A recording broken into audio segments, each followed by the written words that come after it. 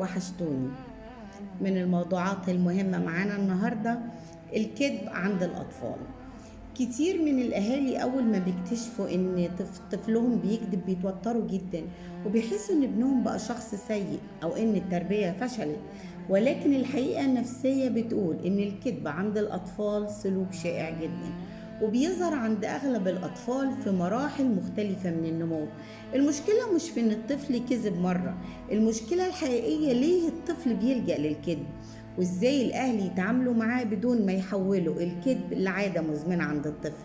الطفل مش بيصحى الصبح يقرر إنه يبقى كذاب، غالبا هو بيكون الكذب بالنسبة له وسيلة للهروب من العقاب أو للحصول على اهتمام معين، أو عشان يحمي نفسه، أو لأنه بيتخيل، أو لأنه شايف الكبار بيكذبوا قدامه.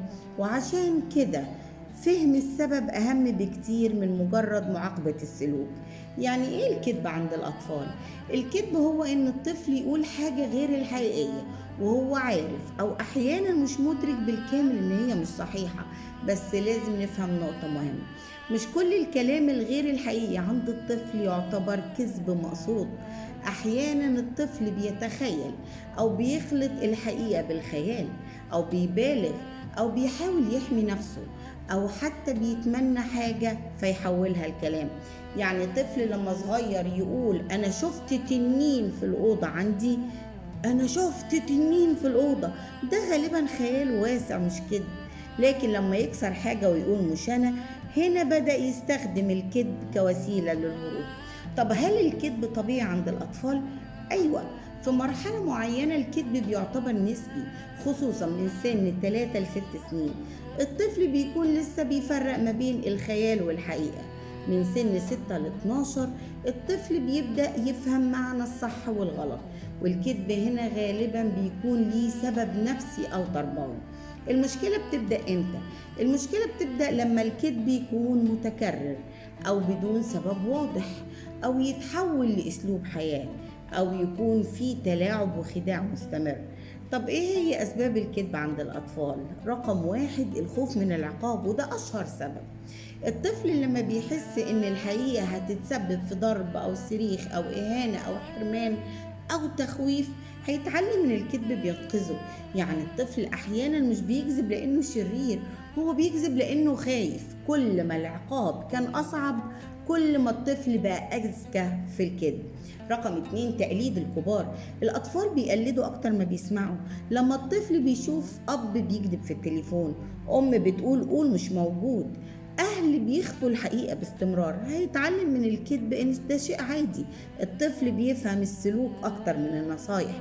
يعني ما ينفعش نقول له الكذب وحش وهو شايف الكبار بيستخدموه يوميا. رقم 3 بيكذب عشان يجذب الانتباه.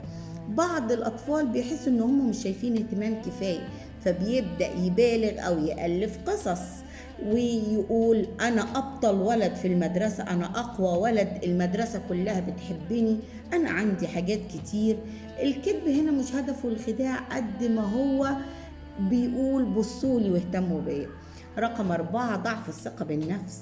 الطفل اللي حاسس إنه أقل من غيره ممكن يكذب فيخترع نجاحات وهمية، أصحاب وهميين، قدرات مش عنده، إنه بيقول نفسي أبقى مهم. رقم 5 الهروب من المسؤولية، وده بيظهر أكتر في سن المدرسة، لما الطفل ما يذاكرش ويغلط ويكسر حاجة ويضايق أخوه فيبدأ يكذب، لأن الاعتراف بالنسبة له معناه نجاة من الكذب. رقم 6 الأطفال اللي بتلجأ للكذب بسبب الغيرة. أحيانا الطفل بيكذب بسبب الغيرة من أخ أو أخت، فيحاول يلفت الانتباه أو يوقع أخوه أو ياخد حب أكتر، خصوصا لو حاسس أن المقارنة موجودة في البيت. رقم 7 القسوة الزيادة في التربية. البيت اللي فيه تخويف دائم وضرب وإهانة وعدم أمان غالبا بيطلع طفل بيخبي الحقيقة، لأن الصراحة هنا هتكون مكلفة جدا. طب إيه هي أنواع الكذب عند الأطفال؟ رقم 1 الكذب الخيالي، وده طبيعي في الطفولة المبكرة. الطفل بيخلق لنفسه عالم كامل من الخيال، وده غالبا دليل على خصوبة خيال مش مرض. كمان الكذب الدفاعي عشان يحمي نفسه من العقاب. الكذب لجذب الانتباه عشان أما يحس إنه غير مرئي. كمان الكذب التقليدي بيقلد الكبار، الكذب المرضي وده النوع الخطير نسبيا، الطفل بيكذب باستمرار بدون سبب واضح، وده بيحتاج تقييم نفسي خصوصا لو مرتبط باضطرابات سلوكية أو صدمات نفسية أو مشاكل أسرية بيعيشها الطفل. طب إيه تأثير الكذب على الطفل ولو استمر بدون علاج ممكن يعمل إيه؟ هيعمل ضعف الثقة بينه وبين أهله، هيعمل مشاكل اجتماعية خطيرة، هيعمل صعوبة تكوين صداقات من الطفل، هيعمل شعور داخلي بالذنب، وهيعمل اعتياد الهروب بدل المواجهة، وهيعمل ضعف ضمير مع الوقت. واحيانا الطفل من جواه بيكون تعبان لانه هو عارف انه بيكذب لكن مش عارف يوقف الكذب ده. طب ايه هي الاخطاء اللي بيقعوا فيها الاهل في التعامل مع الكذب؟ رقم 1 الإهانة، ده بيزود الكذب ومش بيقلله، والطفل بيتعلم ان المهم محدش يعرف الحقيقة. رقم 2 وصف الطفل بالكذب، لما نقوله انت كذاب كل شوية هيصدق الهوية دي عن نفسه. الأصح نقوله اللي انت عملته غلط، نرفض السلوك مش الطفل. رقم 3 التحقيق المرعب، بعض الأهالي بيحولوا الموقف لمحكمة وده بيخلي الطفل يدافع أكتر ويكذب أكتر. رقم 4 كشف الطفل وفتحه قدام الناس، الإحراج العنيف بيولد العناد والخوف عند الأطفال. طب قولنا إزاي نعالج الكذب عند الأطفال؟